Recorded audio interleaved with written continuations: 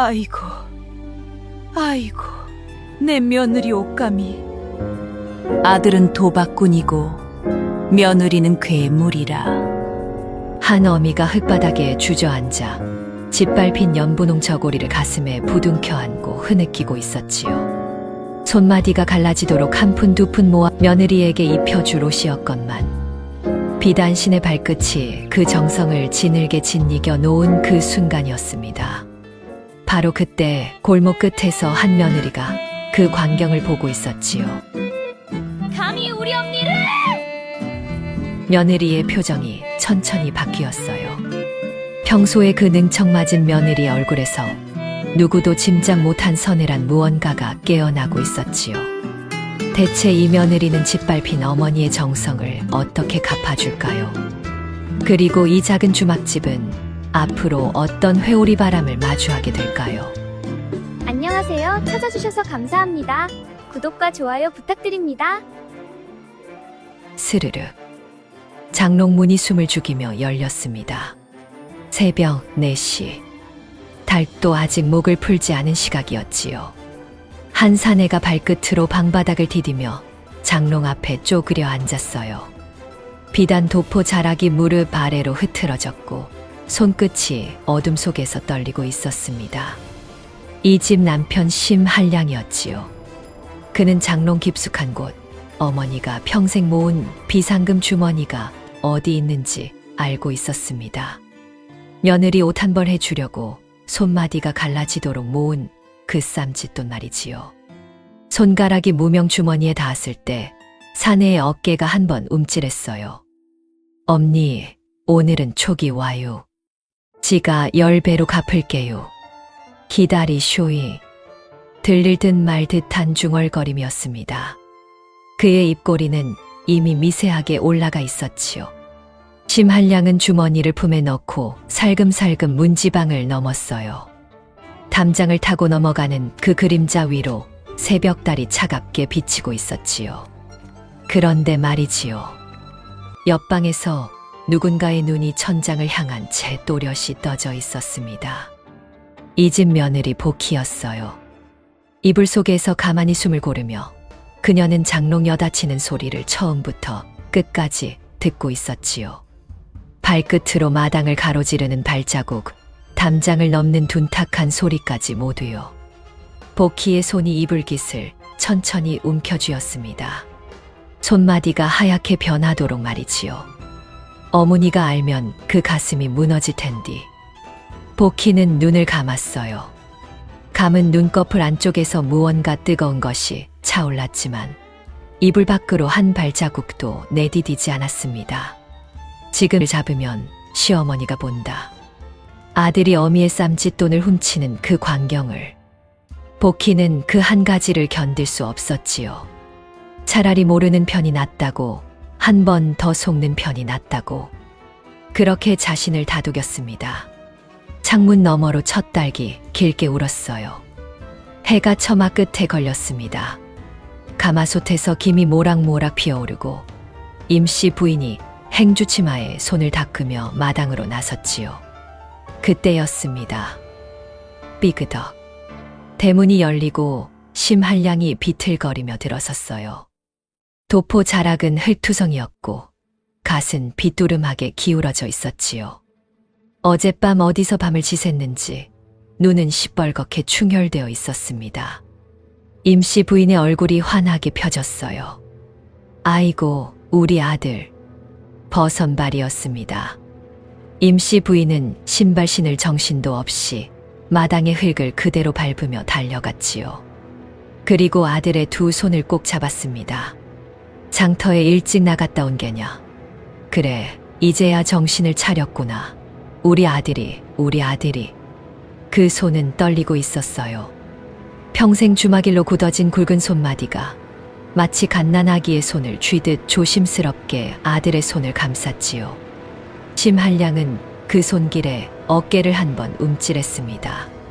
그러나 그 입에서 나온 말은 어머니의 기대를 받아줄 만한 것이 아니었어요. 어머니, 그게 바로 그 순간이었습니다. 쾅. 대문이 박살나듯 열렸어요. 포교 셋이 마당으로 들이닥쳤지요. 검은 두건의 곤장을 든 사내들이었습니다. 심한량께 있느냐? 임씨 부인이 화들짝 놀라 아들의 손을 더 꽉 쥐었어요. 이게 무슨... 포교가 문서 한 장을 내밀었습니다. 불법 도박장에서 장부를 입수했다. 어젯밤 판돈 30냥을 잃고 빈 문서에 도장을 찍은 자가 바로 이놈이다.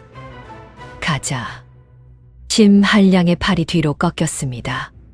그 서슬에 그의 도포품에서 무언가가 툭 하고 마당 흙바닥으로 떨어졌어요. 낡은 무명 주머니였습니다. 매듭이 풀리며 그 안에서 엽전 몇 잎이 흘 위를 대구르르 굴렀지요. 임씨 부인의 시선이 그 주머니 위에 멎었습니다. 그녀의 손이 천천히 아들의 손에서 떨어졌어요. 한 번도 본 적 없는 표정이 그녀의 얼굴에 떠올랐지요. 그것은 분노도 슬픔도 아닌 무언가가 무너지는 표정이었습니다. 적해. 목소리가 갈라졌어요. 임씨 부인은 클바닥으로 천천히 무너지듯 주저앉았습니다. 두 손이 흙을 움켜쥐었지요. 손톱 밑으로 흙이 파고드는데도 그녀는 알아차리지 못했어요. 이놈아. 그 외침은 짐승 울음 같았습니다. 개과 천선한 줄 알았더니 이 애미 가슴에 대못을 치는구나. 이 애미 가슴에. 클바닥을 치는 손바닥에서 둔탁한 소리가 났어요. 탁, 탁, 탁. 이놈아, 너는 이 애미가 죽어야 정신을 차리겠냐. 이 흰머리 어미가 흙바닥에 묻혀야 그제서야 정신을 차리게요. 임씨 부인의 머리에서 비녀가 흘러내렸습니다. 머리카락이 흙바닥에 흩어졌지요. 평생을 곱게 빗어 올렸던 그 머리가 마당의 흙과 한 몸이 되어 가고 있었어요. 포교들이 심한량의 팔을 잡아 끌며 대문 밖으로 나섰습니다. 심한량은 어머니 쪽을 한번 돌아보지도 못한 채 끌려갔지요. 마당에는 임씨 부인과 흙바닥에 굴러떨어진 엽전 몇 입만 남았습니다. 부엌 문틈으로 복희가 그 모든 광경을 보고 있었어요. 새벽에 잡지 못한 그 손이 결국 시어머니의 가슴을 이렇게 무너뜨리고 말았다는 것을. 차라리 모르는 편이 낫다고 다독였던 그 마음이 얼마나 어리석은 다독임이었는지를. 복희의 손이 부엌 문기둥을 잡았습니다. 그 손마디에서 우드드 나무가 갈라지는 소리가 났지요. 복희의 눈빛이 변하고 있었습니다. 평소에 그 능청스러운 며느리의 눈빛이 아니었어요. 그 눈 속에서 무언가가, 아주 깊고 차가운 무언가가 천천히 깨어나고 있었습니다. 과연 흙바닥에 무너진 시어머니를 바라보는 복희의 마음 속에서 어떤 결심이 싹트고 있는 것일까요? 그리고 그 결심은 앞으로 이 작은 주막에 어떤 회오리 바람을 몰고 오게 될까요?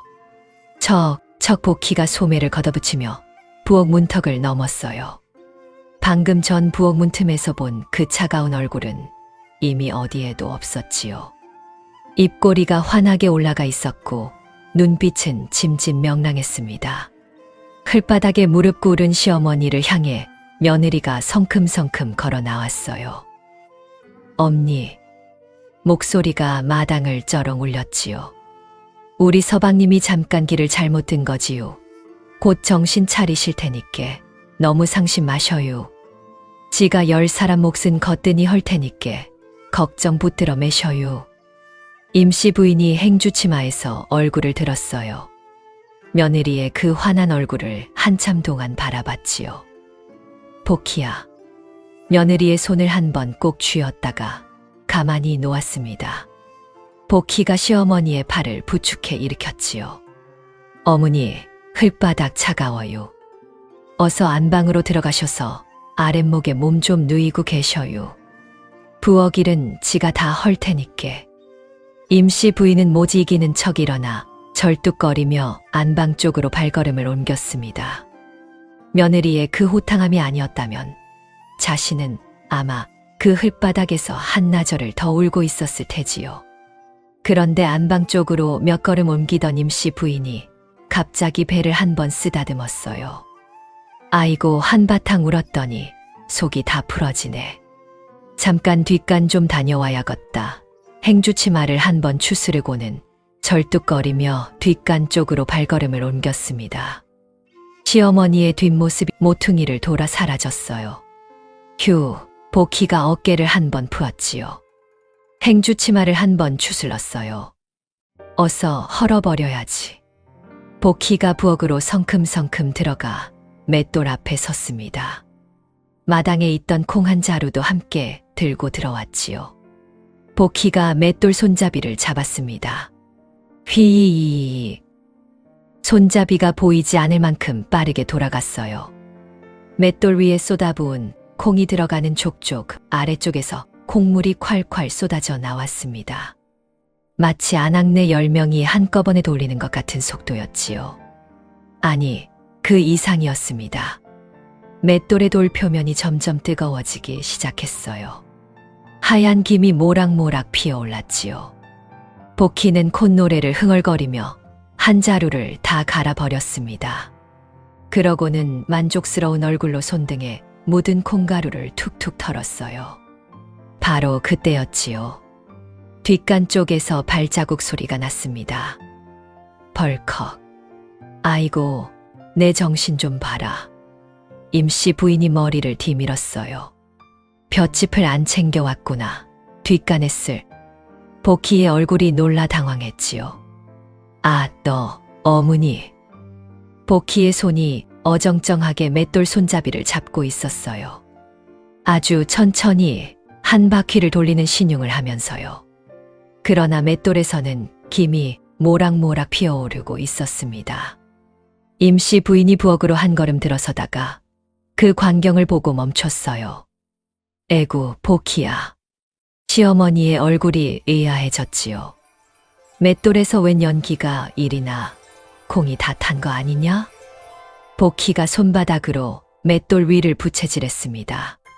부채질 한 번에 김이 한꺼번에 흩어졌지요.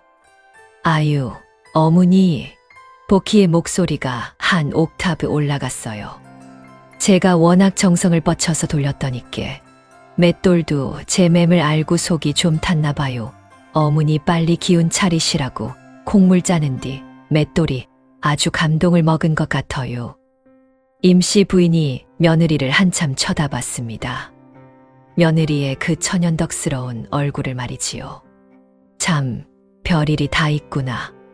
시어머니가 고개를 절레절레 저으며 볏짚을 챙겨 다시 뒷곁으로 사라졌어요. 부엌 문이 닫히는 소리가 났지요. 휴, 들킬 뻔했구먼요. 복희가 어깨를 한 번 으쓱하며 픽 웃었습니다.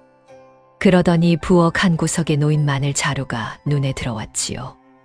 아, 적어도 있었구먼. 복희가 마늘 자루를 통째로 들어 절구통에 쏟았어요. 절구공이를 두 손으로 잡았지요. 햇빛이 절구공이 끝에 한 번 반짝였어요. 쿵! 절구통 바닥이 둔탁하게 울렸습니다. 마당에 흙이 훌렁 한 번 들썩였어요. 처마 끝에 매달려 있던 메주 덩어리가 좌우로 크게 흔들렸지요. 부엌 선반 위의 그릇들이 자기들끼리 달그락달그락 부딪혔습니다. 장독대 뚜껑이 들썩이며 자리에서 한 번 튀어 올랐어요. 복희가 절구통 안을 들여다봤습니다. 마늘은 이미 가루였어요. 한 자루가 한 방에 사라진 거지요. 아유, 이 맛이지. 복희는 씩 웃으며 절구통 가장자리를 행주로 닦기 시작했습니다. 그 시각 뒷간이었지요. 볏짚을 무릎 옆에 가지런히 놓고 쪼그려 앉아 계시던 임씨 부인의 얼굴이 일순 얼어붙었습니다. 쿵! 발밑에서 땅이 울렸어요. 뒷간의 낡은 판자 벽이 부르르 떨렸지요. 천장에서 먼지가 우수수 떨어졌어요.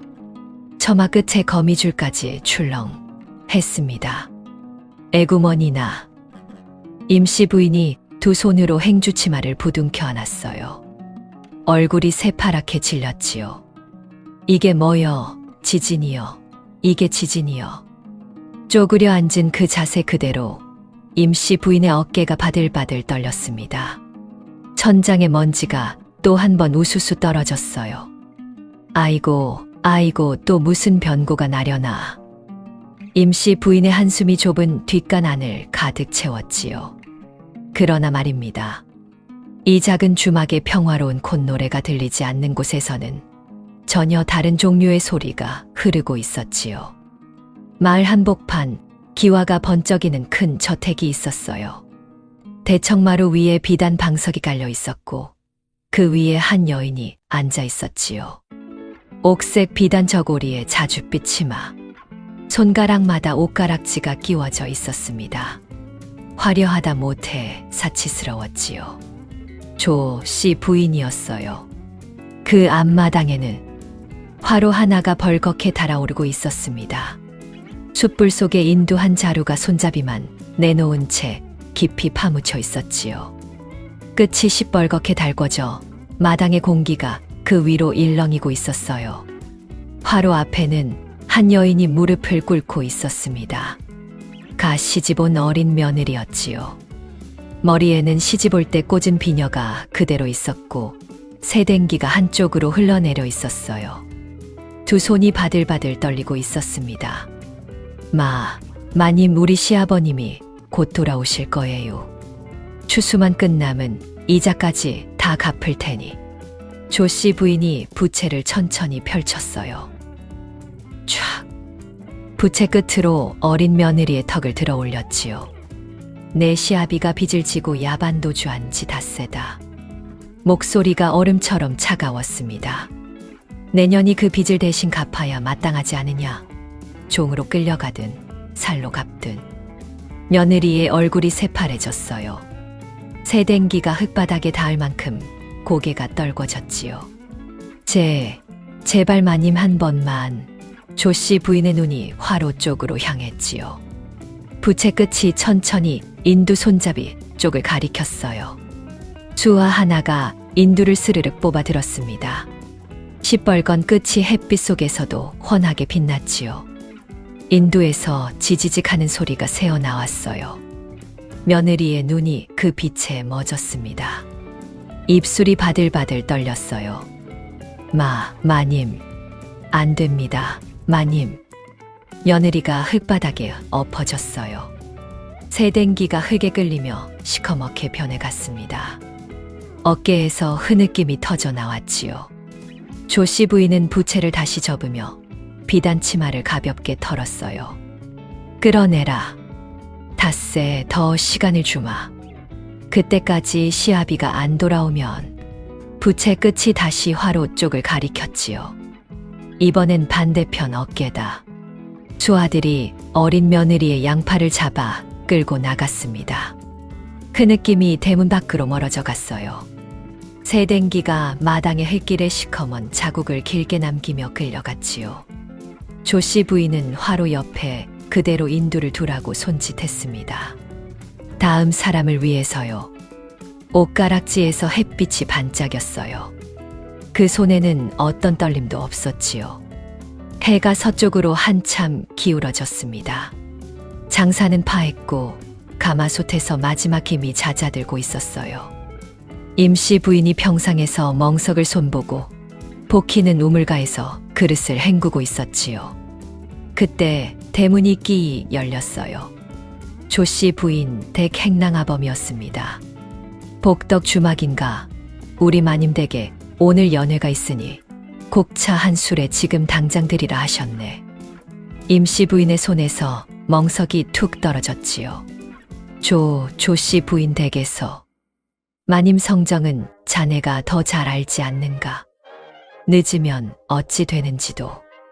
임씨 부인의 얼굴이 새파래졌어요. 손마디가 떨리기 시작했지요. 복희야, 어찌하면 좋으냐.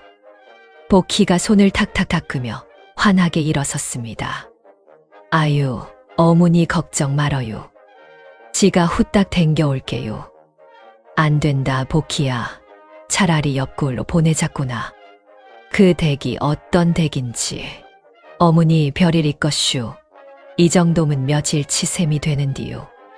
지가 후딱 댕겨올게요리. 복희가 시어머니의 손을 한 번 꼭 쥐었어요.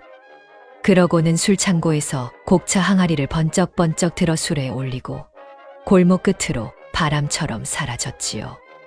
임씨 부인이 평상 모서리를 움켜쥐고 그 뒷모습을 한참 바라봤습니다.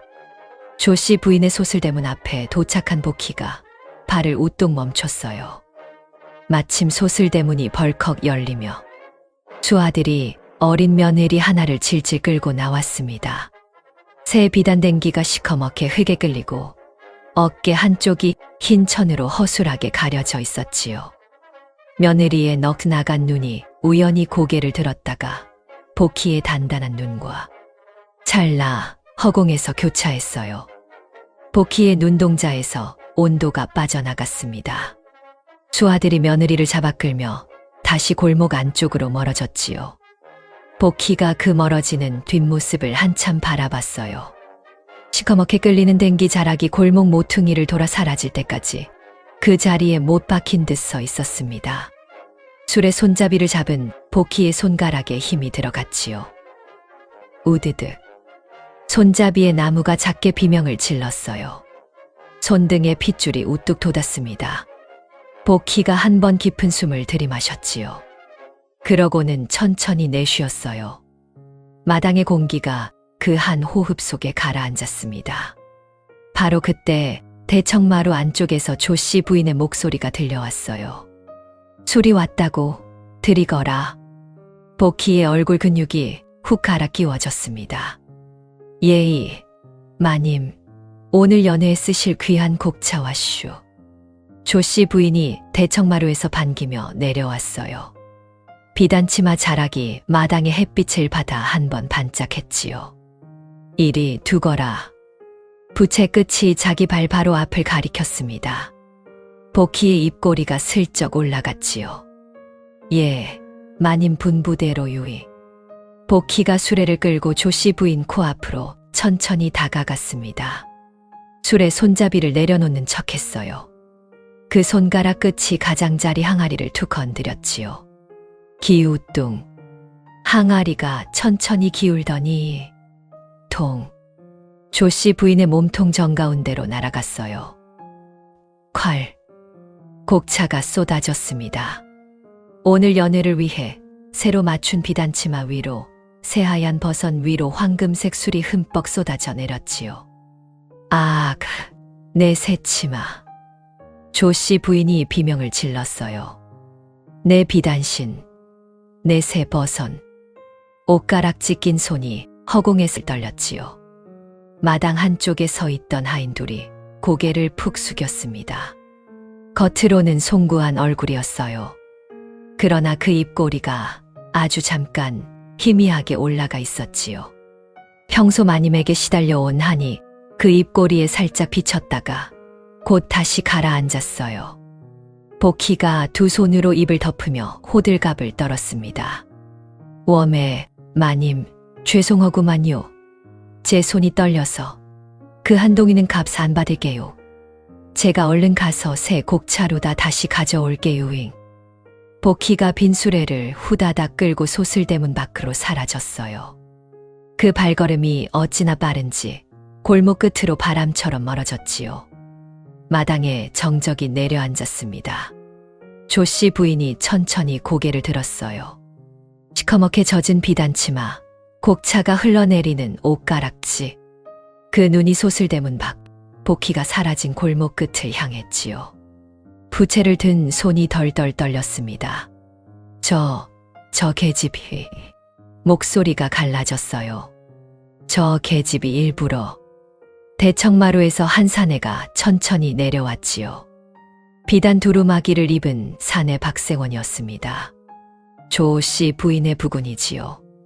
부인의 옆에 서서 복희가 사라진 골목 끝을 한참 바라봤어요. 조씨 부인이 남편을 보자 두 눈의 물기가 그렁그렁 차올랐어요. 부채를 든 손이 바들바들 떨렸지요. 여보, 울먹이는 목소리였습니다. 저 계집이 어느 댁이요? 복덕 주막의 며느리라 하옵디다. 새색시 같은 게 어디서 간이 부었어. 박생원의 눈이 가늘어졌어요. 복덕 주막 심한량의 처말이오? 심한량을 아시옵니까? 노름판에서 몇 번 보았다. 빛만 잔뜩 진 얼간이 놈이지. 박생원의 입꼬리가 빗뚤게 올라갔어요. 그 옆에서 조씨 부인의 부채를 든 손이 우지직 소리를 냈지요. 부채살 하나가 부러져 있었습니다. 저 계집을. 박생원의 목소리가 마당의 공기를 얼어붙게 했어요. 먼저 치워야겠구나. 조씨 부인이 고개를 깊이 끄덕였지요. 마당에 시커먼 곡차 자국이 질질 길게 남아 있었습니다. 그 자국 끝에 복희가 사라진 소슬대문이 덩그러니 열려 있었어요. 그날 밤 주막이었지요. 호롱불 하나가 안방을 어슴풀에 비추고 있었습니다. 바람이 한 번 불 때마다 두 사람의 그림자가 벽에서 길게 늘어졌다 줄어들기를 반복했어요. 멀리서 까마귀가 한 번 울었지요. 깍. 이불 속에 임씨 부인이 천장을 바라보고 있었습니다. 눈이 감기지 않았어요. 얘야. 목소리가 가늘게 떨렸지요. 오늘따라 잠이 안 온다. 손바닥으로 가슴께를 한 번 눌렀습니다. 자꾸 가슴이 두근거리는구나. 까닭없이. 호롱불 옆에서 복희가 다림질을 하고 있었어요. 다리미가 사각사각 소리를 냈습니다. 복희가 환하게 받았어요. 어머니도 참 낮에 지진 났다고 너무 놀라신 거예요. 그게 어디 보통 일이래요. 우리 어머니가 40년에 처음 겪으신 일이라고 하셨잖아요. 아니다, 그게 아니라 한숨 푹 자고 일어나면요. 다 잊어버려요. 별일 아니어요. 임씨 부인이 고개를 도리도리 흔들었지요. 뭔가 가슴이 작고 말끝을 흐렸어요. 복희가 다리미를 내려놓았습니다. 시어머니 옆으로 다가왔지요. 어머니, 손이 차갑네요. 잠깐만요. 복희가 부엌으로 나갔다가 따뜻한 물수건을 짜 들고 돌아왔어요. 시어머니의 손을 가만히 잡았지요. 손마디 하나하나 천천히 닦았습니다. 어머니, 제가 옆에 있잖아요. 무서운 일 있으면요. 다 제가 막아드릴게요. 발도 닦아드렸어요. 발 따뜻해지셨죠. 그래. 임씨 부인이 며느리의 손을 잡았습니다. 그 손을 한참 동안 놓지 않았지요. 복희야. 예, 어머니. 아가. 목소리가 갈라졌어요. 내 옆에 오래오래 있어 죽어라. 복희가 환하게 웃었습니다. 아유, 별 말씀을 다 하시네요. 제가 어디를 가요? 어머니 두고 어디를 가요? 시어머니가 며느리의 손등을 가만히 쓰다듬었어요. 그 눈에 무언가 물기 같은 것이 어렸지요. 며느리는 그것을 보지 못한 척 웃었습니다. 복희가 호롱불을 껐어요. 어둠이 안방을 덮었습니다. 문풍지가 떨렸지요. 그리고 밤이 천천히 깊어갔습니다. 이튿날 아침이었지요. 해가 채 마당까지 들지도 못한 시각, 주막 골목 어귀에서 비명이 들려왔어요. 으앙, 살려주세요. 어린아이의 비명이었습니다. 복희가 우물가에서 두레박을 끌어올리다 멈췄어요. 임씨 부인이 부엌에서 행주치마를 벗으며 마당으로 달려 나왔습니다. 대문을 열고 골목을 내다본 복희의 얼굴이 굳었지요. 골목 한가운데 어린아이 하나가 흙바닥에 쓰러져 있었습니다. 옷이 찢어졌고 뺨에 손바닥 자국이 시뻘갰어요. 옆에 떡 보따리가 풀어져 있었지요. 떡 한 접시 팔러 골목을 도는 어린 떡장수였습니다. 그 옆에 사내 셋이 서 있었어요. 검은 무명옷에 몽둥이를 든 자들이었지요. 처음 보는 얼굴들이었습니다.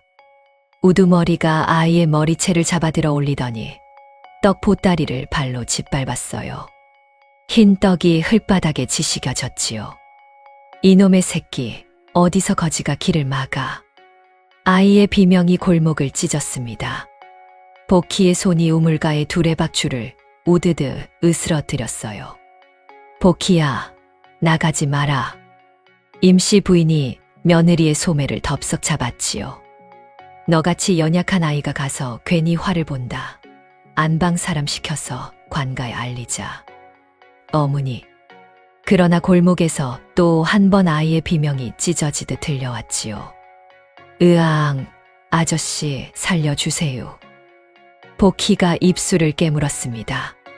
어머니, 내 저 꼴은 도저히 눈뜨고 못 보겄슈. 조용히 타일러서 보낼 테니께 걱정 말어요.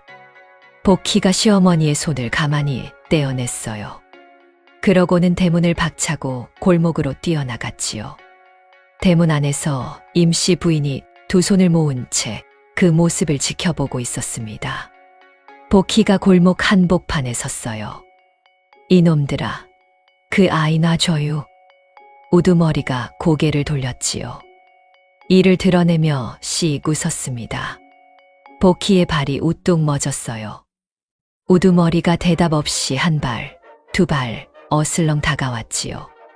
그 입가에서 침이 한 번 퇴배 터졌어요. 잘 만났다. 복덕 주막의 그 며느리. 복희의 눈동자에서 온도가 한 번 빠져나갔어요. 주먹이 우드득 쥐어지며 손이 반사적으로 뻗어나가려던 바로 그 찰나. 대문 안쪽에서 임씨 부인이 두 손으로 입을 막고 있는 것이 보였지요. 며느리의 일거수일투족을 그 자리에서 지켜보고 있었습니다. 복희의 주먹이 그대로 멈췄어요. 펴지지도 더 쥐어지지도 못한 채 허공에서 부들부들 떨릴 뿐이었지요. 바로 그때였습니다. 우두머리가 아이의 멱살을 잡아 자기 앞으로 끌어당겼어요. 칼을 척 빼들었습니다. 칼끝이 아이의 목 아래에 닿았지요. 한 발만 더 와봐라. 이놈의 모가지가 댕공 떨어진다. 아이가 바들바들 떨었어요. 복희의 발이 그 자리에서 굳었습니다. 대문 안에서 임씨 부인이 두 손으로 입을 막고 있었지요. 시어머니가 보고 있다. 복희의 머릿속에 그 한 가지 사실이 모처럼 박혔어요. 힘을 쓰면 시어머니가 본다. 시어머니가 알게 된다. 복희가 두 손을 천천히 들었습니다. 그래요. 안 갈게요. 그러니께 그 아이만 놔줘요. 우두머리가 픽 웃었지요. 옆에 두 놈에게 눈짓을 했습니다. 두 놈이 다가오더니 한 놈이 복희의 어깨를 발로 퍽 찼어요. 복희가 흙바닥에 한쪽 무릎을 꿇었지요. 대문 안에서 임씨 부인의 비명이 들렸습니다. 그러나 복희는 고개를 들지 않았어요. 시어머니와 눈이 마주치는 순간 자신이 무너질 것을 알았기 때문이지요. 또 한 번, 퍽. 이번에는 옆구리였어요. 복희가 흙바닥에 옆으로 쓰러졌지요. 입가에서 피가 한 줄 흘렀습니다. 바로 그때였어요. 대문이 벌컥 열리며 미안합니다요. 미안합니다요. 임씨 부인이 절뚝거리며 골목으로 뛰쳐나왔지요. 두 손을 싹싹 비비고 있었어요. 우리 며느리가 쓸데없이 끼어들었습니다요. 이 늙은이가 대신 빌게요. 흙바닥에 쓰러져 있던 떡장수 아이까지 자기 등 뒤로 덥석 끌어다 감쌌지요. 이 어린 것이 뭘 했다고 그러십니까요? 떡 보따리 좀 떨어뜨린 게 무슨 죄여유. 품에서 쌈짓돈을 꺼냈어요. 떨리는 손으로 우두머리에게 내밀었습니다. 여기 있는 돈이라도 받으셔요. 옷 더러워지신 값이라도 드릴게요. 우리 며느리가 잘못 본 거예요. 그저 한 번만. 우두머리가 피식 웃었지요. 이 늙은이가 어딨어. 손등으로 임씨 부인의 어깨를 툭 밀쳤어요. 절뚝거리는 다리가 흙바닥에 털썩 자빠졌지요. 쌈짓돈이 흙바닥에 대구르르 굴렀어요. 그러고는 퍽. 복희의 등짝이었지요. 이 천한 계집이 어디서 우리 마님 앞에서 간을 부려 오늘 뼈에 새겨 보내주마. 복희의 입에서 숨이 막히는 소리가 났지요. 클바닥에 핏자국이 번져갔어요. 그 순간이었어요. 골목 반대쪽에서 발자국 소리가 쿵, 쿵, 쿵 들려왔습니다. 포교들이었지요. 5명의 포교가 곤장을 들고 골목으로 위험있게 들어섰어요. 대문 안에서, 아니, 흙바닥에 자빠져 있던 임씨 부인이 두 손을 마주 잡았지요. 고맙습니다요. 나으리, 우리 며느리 좀. 복희도 흙바닥에서 천천히 고개를 들었어요. 이제 끝났구나. 누군가 보다 못해 관가에 알린 것이구나. 그러나 포교 우두머리가 곧장 복희 앞에 멈춰 섰어요. 발길질하던 사내와 눈이 마주쳤지요. 찰나 두 사람 사이에 짧은 신호가 오갔습니다. 클바닥에 쓰러져 있던 복희만이 그 깜박임을 보았어요. 복희의 눈이 번쩍 떠졌지요. 포교 우두머리가 곤장으로 흙바닥을 탁 한 번 쳤습니다. 내가 조씨 부인 마님의 비단치마를 고의로 상해한 복희냐? 복희의 어깨가 얼어붙었어요. 무슨 소리유. 마님께 사죄도 않고 도망친 죄, 무고한 백성까지 때린 죄. 발길질하던 우두머리가 그제서야 바닥에 주저앉았지요. 아이고 사또 나으리, 마침 잘 오셨습니다요. 인연이 어제 마님 댁에서 행패를 부리더니 오늘은 저희한테까지. 옆에 두 놈이 그 자리에서 허둥지둥 움직였어요. 한 놈은 자기 팔뚝을 손톱으로 긁어 시뻘건 자국을 그 자리에서 만들었지요. 다른 놈은 옷섭을 찢어 풀어 헤쳤습니다. 우두머리는 자기 얼굴을 손바닥으로 짝짝 때려 시뻘겋게 만들었어요. 피해자의 모양새를 그 자리에서 즉석에서 만들고 있었던 거지요. 복희의 등에 서늘한 것이 흘렀습니다. 한패였구나. 클바닥에 자빠진 임씨 부인이 그 광경을 보고 있었어요. 처음에는 영문을 몰라 어리둥절하다가 그러더니 점점 얼굴이 새파래졌습니다. 무슨 소리여. 우리 며느리는 그저 저 아이 구하러. 포교 우두머리는 임씨 부인의 말을 듣지도 않았어요. 포박하라. 임씨 부인이 흙바닥에서 일어나 끌려가는 며느리의 소매를 덥석 잡았어요. 복희야. 목소리가 갈라졌습니다. 우리 며느리가 무슨 죄냐? 무슨 죄여? 어제 술 한 동이 깨뜨린 게 무슨 죄여? 임씨 부인이 통곡했어요. 이 늙은 애미가 가리리여. 우리 며느리가 무슨 죄여? 나만 남겨두고 어딜 가느냐? 복희가 천천히 고개를 돌렸지요. 시어머니의 흙투성이 얼굴을 마주 보았습니다. 복희가 환하게 웃으려 했습니다. 어머니. 복희의 목소리도 처음으로 떨렸어요. 별일 없을 거예요. 꼭 다시 올 테니께 부디 몸조리하고 계셔요. 포교가 복희의 팔을 잡아 끌었습니다. 시어머니의 손에서 며느리의 소매가 스르륵 빠져나갔어요. 임씨 부인이 그 자리에 무릎을 꿇었지요. 복희의 뒷모습이 골목 모퉁이를 돌아 사라졌어요. 임씨 부인의 통곡이 골목을 가득 채웠습니다. 그리고 그 광경을 골목 저 끝에서 가마 한 채가 지켜보고 있었지요. 붉은 휘장이 살짝 걷히며 부채 끝 하나가 톡 그 안쪽을 두드렸습니다. 비단 옷자락이 스르륵 움직였어요. 그리고 입꼬리 하나가 천천히 올라갔지요. 조씨 부인이었습니다. 부채가 다시 휘장 안으로 사라졌어요. 가마꾼들이 들어 올렸지요. 가마는 아무 일도 없었다는 듯 골목 반대편으로 미끄러져 갔습니다. 까마귀가 또 울었어요. 깍. 어젯밤 안방 호롱불 곁에서 들렸던 바로 그 울음소리였지요.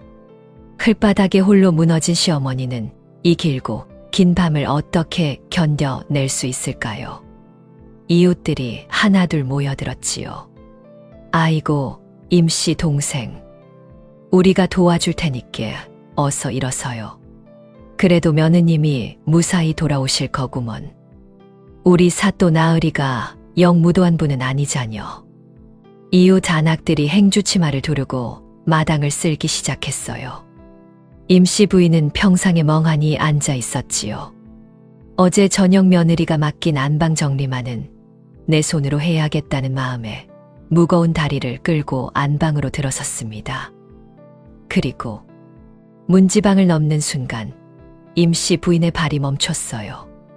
호롱불 옆에 그 저고리가 그대로 놓여 있었지요. 어젯밤 며느리가 다리미질을 하다가 마저 다리지도 못한 채 내려놓은 그 저고리. 흙물이 진하게 든 옷감 위로 며느리의 다리미가 막 절반쯤 미끄러져 가다 멎은 자리가 보였습니다. 임씨 부인의 손이 천천히 그 저고리로 향했어요. 손에 닿는 옷감이 거칠었지요. 솜의 끝이 해져 있었습니다. 며느리가 우물가에서 그릇을 헹구고 가마솥을 닦고 평상 멍석을 손보던 그 자리들이 옷에 그대로 새겨져 있었어요. 우리 며느리가 목소리가 갈라졌습니다. 이런 옷을 입고 그 험한 곳에 임씨 부인의 어깨가 한번 떨렸어요. 저고리를 가슴에 꼭 안은 채 한참을 그렇게 서 있었습니다. 마당을 쓸던 이웃 안악이 안방을 들여다보았어요. 임씨 동생, 너무 마음 쓰지 마요. 새댁이 워낙 효심이 깊고 바른 아인디 죄가 어디 있겠어. 이웃 안악이 한숨을 한 번 쉬었지요. 아드님이야 자업자득이라지만 며느리는 무슨 죄요. 그 한마디가 임씨 부인의 가슴에 쿵 하고 박혔습니다. 저고리를 아는 손에 힘이 들어갔어요. 그래, 목소리가 조금 단단해졌지요. 죄가 없는 아이여 곧 풀려나 돌아올 것이제.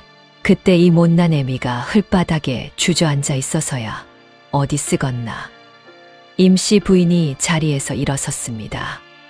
호롱불 곁에 쌈짓돈 주머니를 꺼내어 품속 깊이 넣었지요. 우리 며느리 정정한 모습으로 맞이해야지. 새 옷 한 벌 해 입혀 돌아오게 해야지. 이웃 안악이 그 모습을 보고 눈가를 훔쳤어요. 처마 끝의 풍경이 한 번 흔들렸지요. 가마솥에서 김이 모락모락 피어오르는 새벽이었어요. 임씨 부인의 굵어진 손마디가 가마솥 손잡이를 잡고 있었습니다. 손등에 핏줄이 도드라졌지요. 해가 중천에 걸렸어요. 빨래판 위로 손바닥이 빨갛게 익어갔습니다. 임씨 부인이 빨래방망이를 휘두를 때마다 옷자락에서 어제의 흙물이 한 줄 한 줄 빠져나갔어요. 해가 서편으로 기울었지요. 호롱불 아래 굵은 손가락이 콩나물 머리를 한 알 떼고 있었습니다. 옆에 놓인 쌈짓돈 주머니가 어제보다 조금 더 두툼해져 있었어요. 임씨 부인이 그 주머니를 한번 가만히 만져보았지요. 처마 끝의 풍경이 또 한 번 흔들렸습니다. 가마솥의 김이 또 한 번 피어올랐어요. 빨래판이 또 한 번 닳았지요. 콩나물 머리가 또 한 광줄이 떼었습니다. 쌈짓돈 주머니가 마침내 불룩해졌어요. 장날 아침이었지요. 임씨 부인이 그 쌈짓돈을 들고 포목점에 섰습니다. 평소 같으면 값싼 무명 한 필만 사고 돌아올 임씨 부인이 오늘은 옷감을 한참 동안 만지고 또 만졌지요. 이건 색이 너무 짙고 이건 박음질이 좀 헐겁구먼. 포목점 주인이 의아한 얼굴로 쳐다봤어요. 아니, 임씨네. 오늘은 무슨 잔치라도 있소. 임씨 부인이 환하게 웃었지요. 평소에 그 굳은 얼굴이 아니었어요. 우리 며느리가 입을 새 저고리 한 벌 해줄라고요. 며느님? 우리 복희가 피부가 고와서 연분홍이 잘 받거든요. 그리고 박음질이 단단해야 해요. 우리 며느리가 일손이 어찌나 야무진지 하루에 빨래방망이를 10번도 더 휘둘러요. 임씨 부인의 손이 연분홍 옷감을 가만히 쓰다듬었어요. 마치 며느리의 뺨을 쓰다듬는 것처럼요. 이걸로 해주세요. 가장 좋은 걸로다가. 포목점 주인이 한참을 임씨 부인을 바라봤지요. 그러더니 한숨을 한 번 쉬었습니다. 그 며느님이 참 복도 많으십니다. 임씨 부인의 눈이 잠깐 붉어졌어요. 그러나 웃으며 받았지요. 복은 우리 며느리가 더 많지요. 이런 어미를 만났은께 곱게 갠 연분홍 저고리를 보따리에 쌓안고 임씨 부인이 포목점을 나섰습니다. 골목 끝에 밝은 햇살이 환하게 내리고 있었어요. 그 따스한 빛이 보따리 위로 가만히 내려앉았지요. 며느리가 곧 돌아온다는 어머니의 믿음이 그 햇살 어린 보따리 안에 고이 접혀 있었습니다. 한편 복희가 잡혀온 관가 감옥이었지요. 똑. 어딘가에서 물방울이 떨어졌습니다. 똑. 천장에서 새는 물이 돌바닥에 한 방울씩 고이고 있었어요. 곰팡이 냄새가 코를 찔렀고 햇빛 한 줄기가 작은 창살 너머로 비스듬히 들어왔지요. 어두운 옥 안에서 덜덜 떠는 사람이 있었습니다. 심한량이었어요. 볏짚을 머리까지 뒤집어 쓰고 무릎을 끌어안은 채 쪼그려 앉아 있었지요. 그 옆 칸에 철문이 끼익 열리며 한 사람이 끌려 들어왔습니다. 복희였어요. 옷이 흙투성이었고 입가에 핏자국이 말라붙어 있었지요. 그러나 그 얼굴의 공포의 빛은 없었습니다. 옥사장이 자물쇠를 채우고 멀어지자 복희가 옷에 묻은 흙을 탁 털었어요. 심한량이 볏짚 사이로 눈을 빼꼼 내밀었습니다. 그러더니 눈이 휘둥그레졌지요. 뭐시여?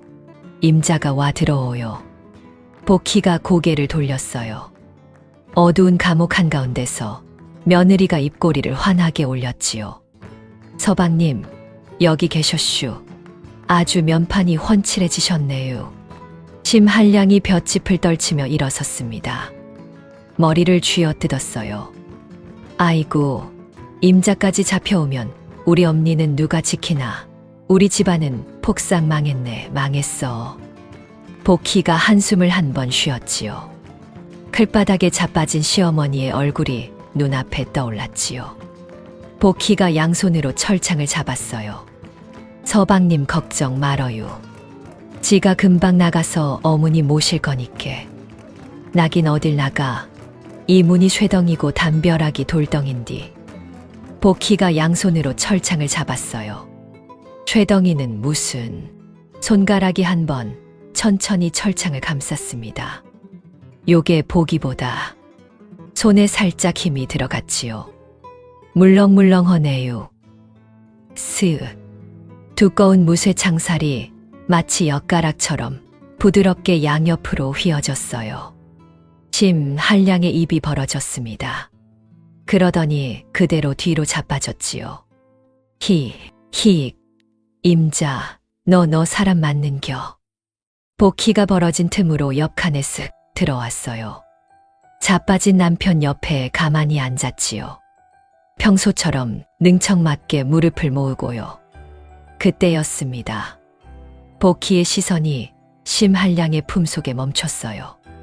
도포 자락 사이로 종이 뭉치 한쪽이 삐죽 나와 있었지요. 아니, 서방님. 복희가 고개를 갸웃했어요. 근디 그거는 뭐유? 심한량이 자기 품을 내려다봤습니다. 이게 뭔디? 손가락으로 종이 뭉치를 빼냈지요. 아, 이거 별거 아니여. 한 번 도박판에서 조씨 부인네 수와 놈이랑 부딪혔는디. 그놈 품에서 떨어진 걸 내가 홧김에 집어왔지.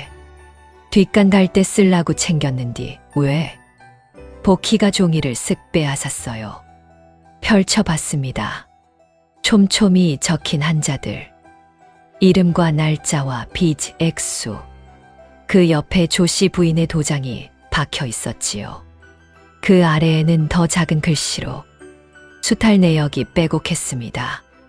복희의 눈이 번쩍 뜨였어요. 웜에. 아, 왜 그려? 서방님, 이게 뒷간용이 아니고. 복희가 종이를 흔들었지요. 조씨 부인이 사람들 수탈원 장부 조각이잖요. 이걸 모르고 뒷간에 쓸라고 한겨. 심한량이 얼떨떨한 얼굴로 종이를 다시 봤어요. 그게 그렇게 귀한 거요? 난 그냥 종이 쪼가린 줄 알았는디. 아, 그래서 그놈이 떨어뜨리고 얼굴이 새파래졌었구먼. 복희가 그 종이를 자기 품속에 소중히 챙겼습니다. 그러고는 남편을 가만히 바라봤어요. 서방님. 응? 제가 요거 들고 밖에서 좀 처리하고 올 테니께. 복희의 눈빛이 살짝 변했지요. 시간 좀 끌어줄 수 있슈. 심한량의 얼굴이 새파래졌습니다. 그러나 방금 전 그 엿가락 무쇠를 본 눈동자가 흔들렸지요. 침을 한 번 꼴깍 삼켰어요. 그라제 내가 딴 건 몰라도 그건 도와줄 수 있제. 응, 걱정 말어이. 복희가 픽 웃었어요. 복희가 자기 칸으로 쓱 돌아갔습니다. 휘어졌던 창살을 원래대로 살짝 펴두었지요. 그 솜씨가 어찌나 자연스러운지 옥사장이 와도 알아채지 못할 정도였어요. 복희가 뒤쪽 창살 앞에 섰습니다. 그러고는 남편 쪽을 향해 손을 한번 휘저었지요. 인재유. 심한량이 침을 꿀꺽 삼켰어요. 그러더니 으악, 아이고 배야. 갑자기 바닥을 떼굴떼굴 굴렀습니다. 나 죽네, 나 죽어요. 나으리, 포졸 나으리. 아침에 준 밥이 쉰 거였나 보. 저쪽 끝에서 포졸이 화들짝 놀라 달려왔지요. 아니, 이놈이 왜 이래?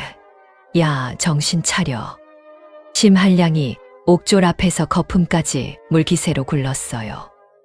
아이고, 나 죽기 전에 어머니 얼굴 한 번만 더. 아이고.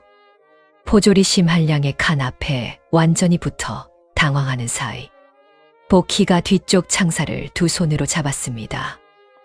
스윽. 이번에도 엿가락처럼 부드럽게 벌어졌어요. 복희의 몸이 그 사이로 빠져나갔지요.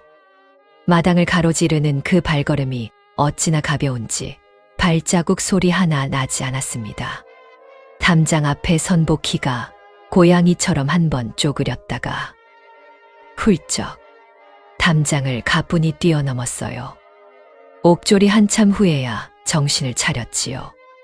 아니, 야 이놈아, 너 아직 안 죽었지? 심한량이 언제 그랬냐는 듯 배를 쓰담쓰담하며 일어났어요. 아, 방귀 한 방 뀌니까 싹 내려갔소. 아주 시원하네요. 이놈이 사람 놀리는 것도 정도가 있지. 옥졸이 씩씩거리며 돌아갔습니다. 심한량이 그 뒷모습을 한참 바라보다가 벌어진 옆 칸 창살을 슬쩍 봤어요. 뒤쪽 창살이 비어 있었지요. 그제야 모든 게 지나갔다는 걸 깨달은 심한량이 볏짚 위에 털썩 주저앉았습니다. 침을 한번 꼴깍 삼켰어요. 웜에 혼잣말이었지요.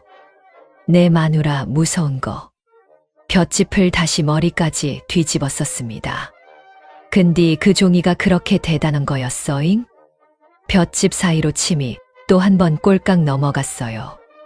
옥에는 어둠이 옅어지고 있었지요. 새벽이 다가오고 있었어요.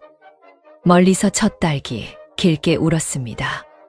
해가 천천히 떠올랐지요. 자욱한 안개 사이로 새벽 내음이 마을을 감쌌어요. 이른 아침을 준비하는 부지런한 손길들이 하루를 시작하고 있었지요. 그 사이 해는 어느덧 머리 꼭대기에 올라 있었습니다. 마당의 흙이 햇빛에 환하게 드러나 있었습니다. 가마솥에서는 점심나절 김이 모락모락 피어올랐고 처마 끝의 풍경이 가만히 흔들리고 있었어요. 그때 골목 끝에서 발자국 소리가 들려왔습니다. 새벽같이 포목점에 다녀온 임씨 부인이었지요.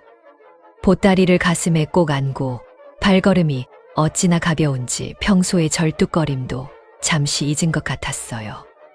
보따리 속에는 어제 맞춰둔 연분홍 저고리가 곱게 접혀 있었습니다. 우리 며느리, 임씨 부인이 혼잣말을 했지요. 이거 한 벌 입혀서 정정한 모습으로 마당에 들어서던 임씨 부인의 발이 우뚝 멈췄습니다. 마당 한복판에 비단 가마 한 채가 떡하니 놓여 있었어요. 붉은 휘장, 옥색 술, 가마꾼 넷이 그 옆에 시립해 있었지요. 그 가마 옆에 조씨 부인이 부채를 펼친 채 서 있었습니다. 자줏빛 비단치마가 햇빛 아래서 번쩍거렸어요. 그 뒤로 수아 셋이 몽둥이를 들고 늘어서 있었고 어제 다친 부위에 붕대를 두른 그 우두머리가 입꼬리를 빗뚤게 올리고 있었지요. 마님.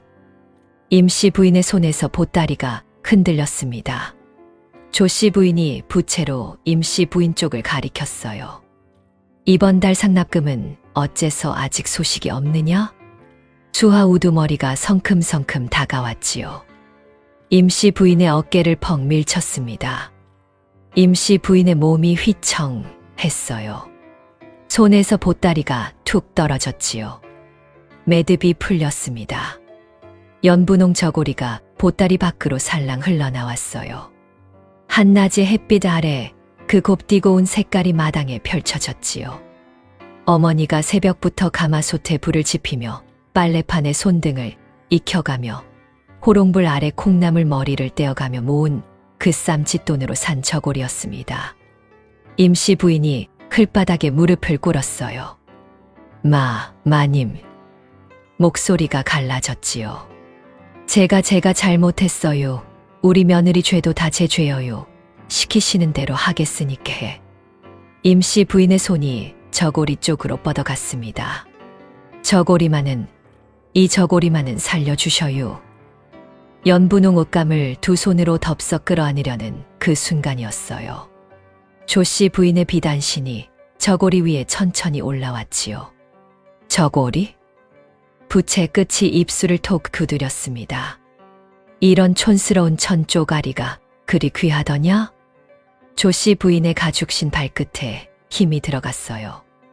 연분홍 저고리가 햇빛 아래에서 흙에 지시겨졌습니다. 한 번, 두 번, 세 번은 비단신이 비틀릴 때마다 가마솥 옆 흙물이 옷감 안으로 스며들었지요. 어머니가 한 푼 두 푼 모은 그 정성이 한낮에 흙바닥 위에서 시커멓게 변해갔어요. 임씨 부인의 입이 벌어졌습니다. 아이고. 저고리를 향해 뻗었던 그 손이 흙을 움켜쥐었지요. 조씨 부인이 그 손등을 내려다봤어요. 그러더니 가죽신을 그 손등 위에 지그시 올렸습니다. 내 아들은 도박꾼이고 며느리는 괴물이라. 발끝에 힘이 들어가자 임씨 부인의 손등에서 우드득 소리가 났지요. 참으로 가련하구나. 조씨 부인의 입꼬리가 천천히 올라갔어요. 분노의 입꼬리가 아니었습니다. 즐기는 입꼬리였지요. 임씨 부인이 짓밟힌 손으로 흙바닥에 저고리를 더듬었습니다. 시커매진 옷감을 가슴에 부둥켜 안고 흐느꼈어요. 우리 며느리 입을 옷이여. 우리 며느리 입을 옷이여. 수아들이 시선을 한쪽으로 돌렸지요. 가마꾼들도 묵묵히 자기 자리를 지킬 뿐이었어요. 아무도 나서지 않았어요. 마당의 햇빛만이 그 모든 광경을 환하게 비추고 있었습니다. 바로 그때였지요. 대문 쪽에서 누군가의 그림자가 우뚝 멈춰 섰어요. 복희였습니다. 막 대문을 들어서던 복희의 발이 그 광경을 보고 얼어붙었습니다. 흙바닥에 무너진 시어머니, 시커매진 연분홍 저고리, 그 위에 올라선 가죽신, 복희의 눈동자에서 온도가 빠져나갔어요. 깊고 차가운 무언가가 그 눈에 차올랐지요. 그러나 복희는 입꼬리를 환하게 올렸습니다. 얼굴 근육이 훅 갈아 끼워졌어요. 능청맞은 며느리의 미소가 그 얼굴에 떠올랐지요. 그러고는 마치 빨래터에 가는 듯한 가벼운 발걸음으로 마당 안쪽으로 걸어 들어왔습니다. 어머나! 목소리가 한 옥타브 올라갔어요. 천진난만한 며느리의 목소리였지요. 마님, 여기서 뭐 하시는겨? 조씨 부인이 고개를 돌렸습니다. 그 눈에 놀람이 스쳤지요. 내년이 아유, 우리 어머니랑 진흙 장난이라도 하시는 거예요? 아주 재미나 보이시네요. 복희가 웃었습니다. 햇빛 아래서 그 미소가 어찌나 환한지 보는 사람의 등골이 오히려 서늘해질 정도였어요. 조씨 부인이 부채를 든 손에 힘을 주었지요. 수하 우두머리에게 눈짓을 했습니다. 잡아라. 그러나 그 명령이 떨어지기도 전에 복희가 우물가 쪽으로 천천히 걸어가고 있었어요. 콧노래까지 흥얼거리면서요. 복희가 두레박줄을 잡았습니다. 햇빛이 우물 안쪽까지 비스듬히 들어가고 있었지요. 두레박이 우물 바닥에서 물 한가득 길어 올려져 있었습니다. 복희가 그 줄을 손목에 한 번 담았어요. 마당의 모든 시선이 그 손에 멎었습니다. 그리고 복희의 손목이 가볍게 한 번 스냅을 주었지요. 휙. 물이 가득 찬 두레박이 우물 입구에서 수직으로 솟구쳐 올랐어요. 햇빛이 두레박 가장자리에 반짝 부서졌지요. 두레박이 공중에서 한 바퀴 천천히 돌았습니다. 안쪽에 물이 출렁이며 가장자리를 따라 흘러내렸어요. 둥글게 마치 비단이 펼쳐지듯. 햇빛 아래서 두레박이 조씨 부인의 머리 위로 곡선을 그리며 떨어지기 시작했습니다. 조씨 부인이 고개를 들었어요. 그 입이 천천히 벌어졌지요. 뭐냐 저. 퍽. 두레박이 조씨 부인의 머리 위에 정확히 씌워졌습니다. 마치 투구처럼요. 쏴. 그 안에 있던 물이 한꺼번에 쏟아졌어요. 화려한 비녀, 옷가락지, 자줏빛 비단치마. 물벼락이 그 위로 흠뻑 쏟아져 내렸지요. 조씨 부인이 비명을 지르려 했습니다. 그러나 두레박이 머리에 씌워져 있어 입에서는 움버버 하는 소리만 새어나왔어요. 무버버. 수아들이 멈칫했습니다. 우두머리가 한 발 앞으로 나서려다 복희의 서늘한 눈빛과 마주쳤지요. 그 자리에서 얼어붙었어요. 어제 그 우드득 소리가 자기 손목에서 났던 것을 우두머리는 잊지 않고 있었습니다. 조씨 부인은 두레박을 머리에서 빼려고 두 손으로 버둥거렸어요. 그러나 두레박은 머리에 딱 끼워져 빠지지 않았지요. 비단신을 신은 발이 마당 흙바닥에서 어버버 비틀거렸습니다. 한 발, 두 발. 조씨 부인의 비단신이 방금 전 자기가 임씨 부인을 짓밟던 그 자리를 향해 휘청했어요. 거기엔 흙물이 잔뜩 고인 진흙탕이 있었지요. 두레박 안에서 비명이 새어 나왔습니다. 그러나 너무 늦었어요. 철퍼덕. 조씨 부인이 고꾸라졌습니다. 방금 전 시어머니가 무릎을 꿇었던 그 진흙탕에 자줏빛 비단치마가 철버덕 빠지면서 흙물이 사방으로 튀었지요. 옷가락지가 끼워진 손가락이 진흙 속에 묻혔고 옥색 비녀가 흙바닥에 대구르르 굴러떨어졌습니다. 머리에 두레박을 쓴 채 진흙탕에 엉덩방아를 찧은 조씨 부인이 흙물 범벅이 된 비단치마를 허우적거리며 일어나려 했어요. 그러나 두레박이 안 보여 방향을 못 잡고 진흙이 미끄러워 일어나지지도 않았지요.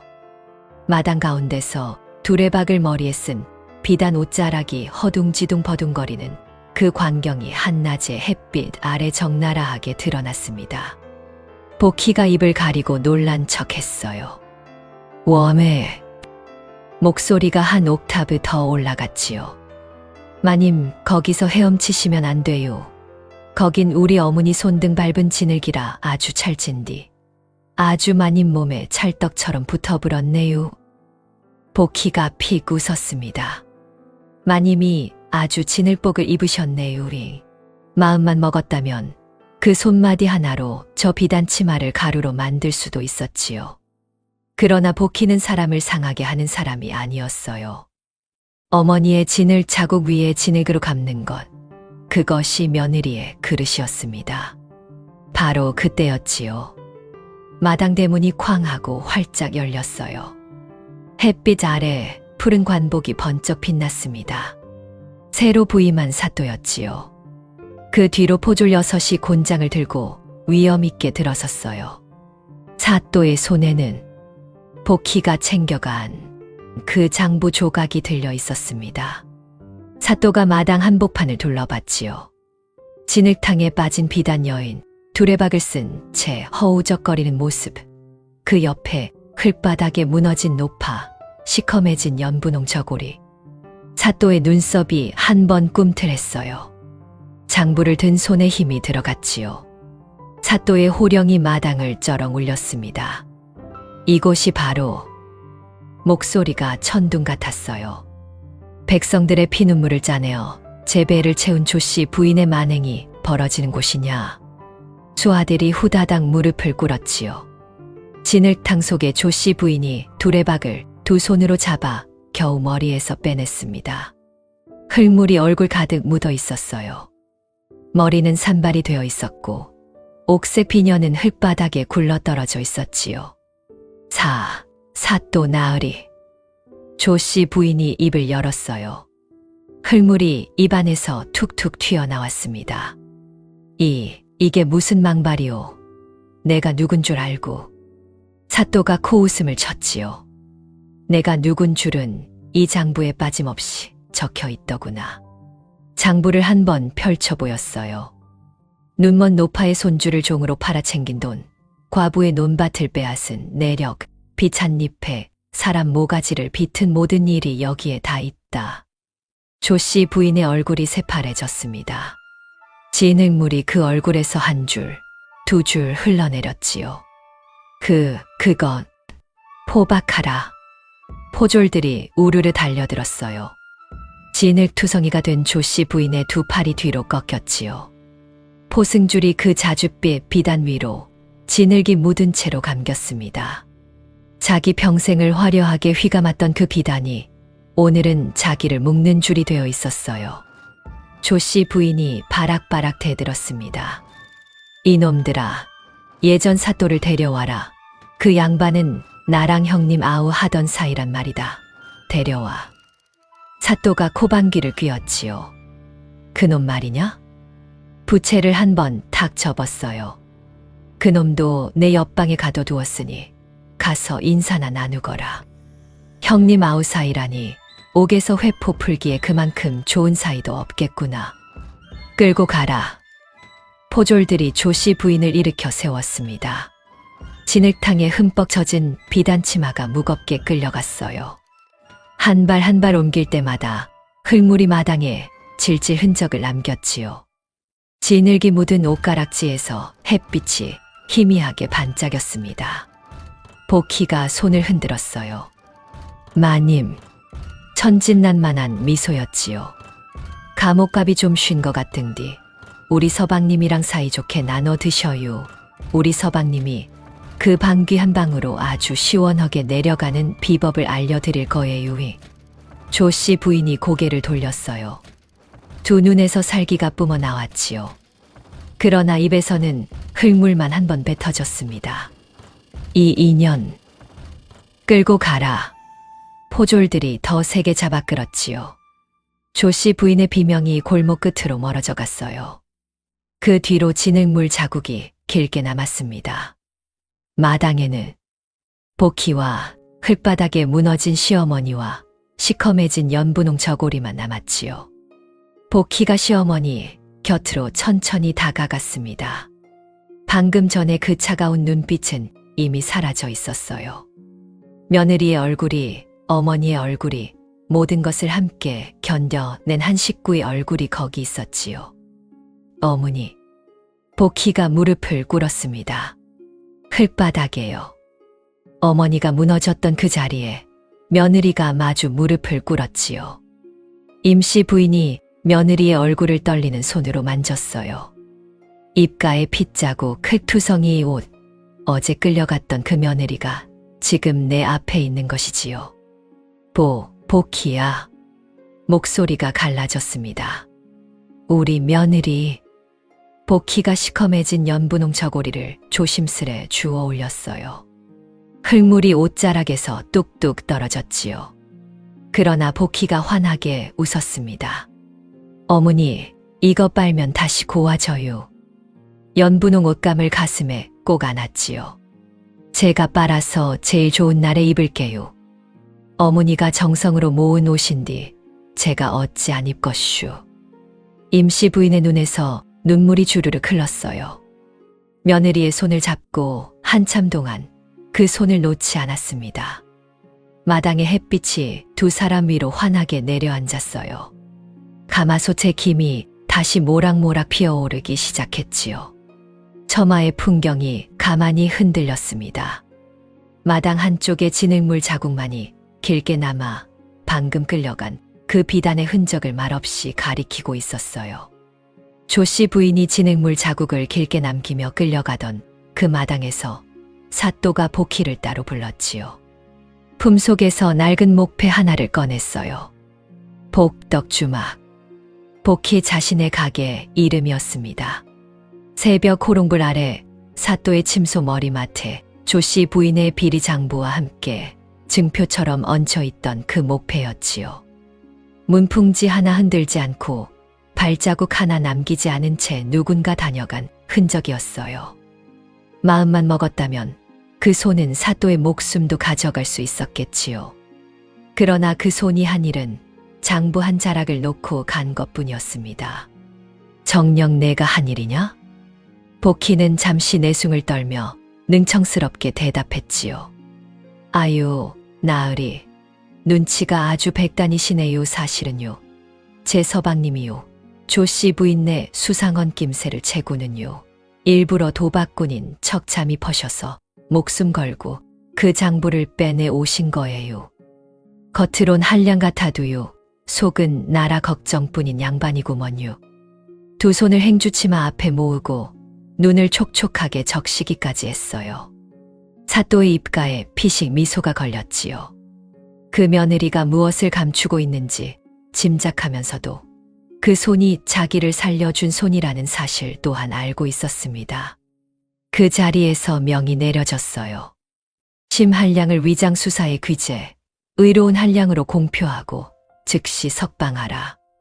복희가 환하게 웃었지요. 아유, 우리 서방님이 들으시면 기절초풍하시겠네요. 옥문이 끼익 열렸습니다. 심한량이 볏짚을 머리에 인 채로 영문도 모르고 질질 끌려 나왔어요. 아, 아니 또 어디로 끌고 가시오? 나 진짜 죄 없소. 옥사장이 짜증스럽게 한마디 던졌지요. 이놈아, 너 이제 영웅이라더라. 에, 위장수사의 귀재시란다. 의로운 한량. 사또 나으리께서 친히 공표하셨다. 심한량이 입을 떡 벌렸어요. 그러더니 볏짚을 훅 털어내고 도포 자락을 탁탁 다듬었지요. 갓을 비뚤어진 채로 다시 쓰고는 어깨를 빡 펴며 헛기침을 했습니다. 그렇지. 내가 사실 그 처음부터 다 계획이 있었던 게요. 옥사장이 어이없는 얼굴로 그를 쏘아봤지요. 방귀 한 방으로 사건 해결했다는 그의 영웅 말씀이지요? 어허, 위장수사의 기지요. 심한량이 가끈을 야무지게 묶으며 옥문을 나섰어요. 햇빛이 그 위로 환하게 쏟아졌지요. 그는 침을 한 번 꼴깍 삼키며 혼자 중얼거렸습니다. 근디 진짜 영웅이 된 거요. 내가 웜에 며칠이 지났을까요? 햇볕이 잘 드는 주막 뒷마당에 빨랫줄이 길게 걸려 있었지요. 깨끗이 빨아 마른 연분홍 저고리가 그 줄 위에서 살랑 흔들리고 있었습니다. 복희가 빨래판 앞에 앉아 있었어요. 곁에는 임씨 부인이 함께 앉아 있었지요. 두 고부 앞에는 큼지막한 이불 한 채가 빨래판 위에서 물을 머금고 있었습니다. 그리고 한쪽 평상에는 심한량이 갓을 빗두르 쓴 채 부채를 살랑살랑 흔들며 거드름을 피우고 있었지요. 어깨에는 잔뜩 힘이 들어가 있었고 헛기침이 흠흠 자꾸만 나왔어요. 어머니, 이로운 한량 아들이 이리 무사히 돌아왔으니 이제 우리 집안에 무슨 걱정이 있겠소이까. 임씨 부인이 못 들은 척빨래판으로 시선을 돌렸지요. 저놈은 또 왜 저런다. 복희가 픽 웃으며 받았어요. 서방님이 아주 큰일을 하셨은께요. 오늘은 좀 봐드려요 어머니. 심한량의 어깨가 더 올라갔습니다. 이 큰 걸 언제 다 짜나. 임씨 부인이 한숨을 한 번 쉬었어요. 어머니 물 좀 더 떠오셔요. 헹굴염은 한 바가지가 더 있어야 해요. 그래. 네 가져오마. 임씨 부인이 우물가 쪽으로 천천히 걸어갔지요. 시어머니의 등이 모퉁이를 돌아 사라지자 복희가 소매를 척 걷어붙였어요. 이불을 비비비비 비틀기 시작했지요. 콸콸. 한 번 꽉 비틀자 마지막 한 방울까지 쏙 빠져나왔습니다. 평상에서 심한량의 부채가 툭 떨어졌어요. 내 마누라 진짜였구먼. 복희가 이불을 빨랫줄에 척 걸며 환하게 웃었지요. 서방님 의로운 한량께서 그 정도에 놀라셔요. 심한량이 침을 꼴깍 삼켰어요. 부채를 든 손이 조금 떨렸지요. 복희야, 물 가져왔다. 모퉁이를 돌아온 임씨 부인이 빨랫줄에 뽀송한 이불을 보고 발걸음을 우뚝 멈췄어요. 아니, 복희야. 이불을 벌써 다 짠 게냐? 아유, 어머니, 제가 손이 야무져서 한 손에 다 짜졌네요. 임씨 부인이 한참을 쳐다보더니 피식 웃었지요. 그래, 우리 며느리가 손이 야무지지 반손에도 다 짜겠구먼. 어머나 어머니, 제가 그렇게까지 야무지진 않아요. 평상 한쪽에서 심한량이 작게 중얼거렸지요. 아니어요, 어머니, 진짜 반손에도 짜요. 뭐라고 했냐 너는? 아무것도 아니어요. 세 사람의 웃음소리가 햇볕 드는 뒷마당에 나란히 퍼져나갔어요. 영웅대접에 어깨가 빡 올라간 심한량, 다음번엔 또 어떤 사고를 치게 될까요? 그리고 복희의 그 능청맞은 미소는 다음번엔 또 어떤 사람들의 흙바닥을 일으켜 세우러 가게 될까요? 오늘의 이야기는 여기까지입니다. 긴 시간 시청해 주셔서 감사합니다. 복희 시리즈 또 다른 에피소드도 준비되어 있습니다. 많은 관심 부탁드립니다. 오늘도 편안한 밤 되시길 바랍니다. 감사합니다.